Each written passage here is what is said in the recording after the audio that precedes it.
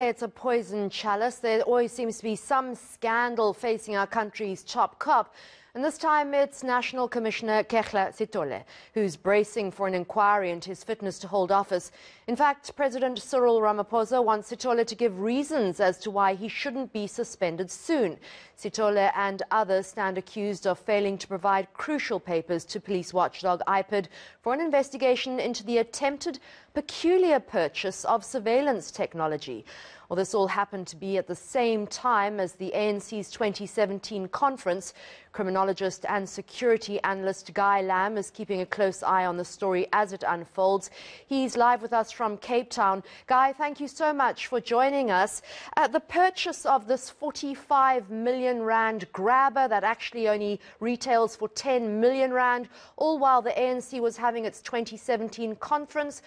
Does this look like the police funds are being used to for party means? Well, I mean, certainly the allegations are about that, certainly in relation to certain factions within the ruling party. The allegations relate to the purchase of this particular surveillance equipment on the basis of the sort of suggestion that there was a national security threat, and hence the security forces, the police needed access to something like this.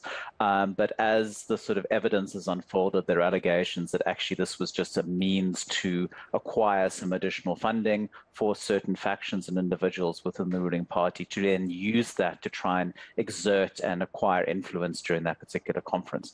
So that's the key issue. But of course, what's happening at the moment is that there obviously are documents that are in the hands of the police that IPID tried for many years to get their hands on, and eventually had to go to court, and the court ruled that, you know, the lack of handing over of those documents on the part of the National Commissioner to IPID was a serious problem.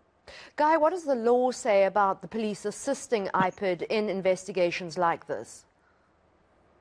Well, in something like this, they have to cooperate. I mean, this is about a breach of duty. It's about a very serious allegations in relation to the behavior of senior leadership of SAPS. So it's ultimately they are legally required and obligated to provide this information to IPID. But of course, this is not the first case this has happened. We've seen this in other circumstances where IPID's investigations have been stymied, but certainly this is a significant issue within the sort of the life of the police. The former IPID head, Robert McBride, once said the biggest threat to national security is corruption in SAPS. And if we look at all the way back to Jackie Selebi, Ria Piecha, it seems to be a job that's just tainted and it's just fraught with instability. Why? Well, it's got to do, number one, with political appointments. I think we've seen in a number of circumstances where we've had individuals who've been brought in, and we had Jackie Selebi and Ria Piecha who were brought in to run the police. They certainly weren't the first. We had Mayor Khan before that, who brought in from South African breweries, who've sort of come in as seen as, you know, they have leadership potential and they can run the police. But often not having that career involvement presents quite a challenge. So that's the kind of one leadership issue. The second is about, you know, kind of supply chain management. And it's about the police are they're one of the largest government departments. They have a massive budget. So of course there's lots of services that the police need. So it provides lots of opportunities for corruption, specifically if there are service providers that want to engage in corruption, and that you can engage with members of the police who want to gain additional income in that regard. But of course, we've had challenges around the relationship with the police and organized crime. And from an organized crime point of view, they want to try and corrupt police so that the police do not apply pressure and tension on that, apply pressure and sort of investigations on them. So there is a motivation to almost engage in corrupt practices towards the police. So that's been a challenge over the years with SAPS. If one looks at the attempted insurrection that we saw in KZN and Gauteng a few weeks ago, you could really see the tensions between SAPS crime intelligence and the police ministry. Becky Cele, the police minister, and Kekla Sitole not getting on, sniping at one another. The two of those have been at odds for quite some time. Yes, they have, because I think certainly from the minister's point of view, he has the experience of being the National Police Commissioner. Of course, there was a dark cloud over his leadership at one point, but that got cleared due to a fairly recent court judgment.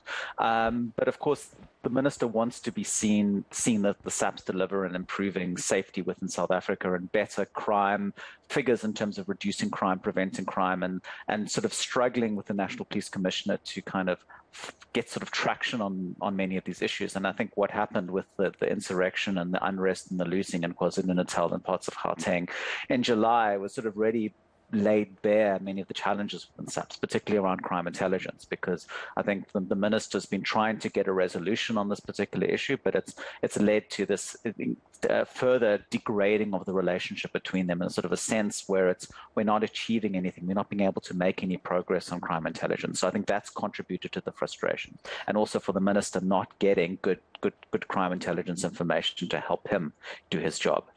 Yeah, it became very stark during that time. What happens now in terms of process? Is it up to the president to decide what the fate of Kekla Sithole will be?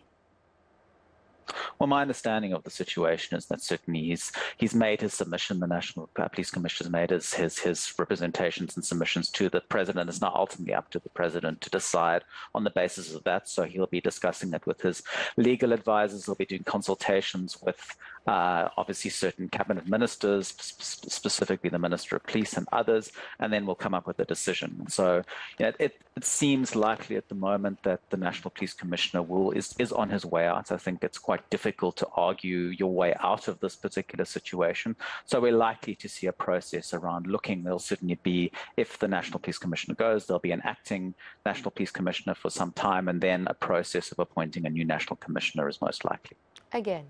Well, thank you so much. That was criminologist and security analyst Guy Lamb. Thank you for your time this morning.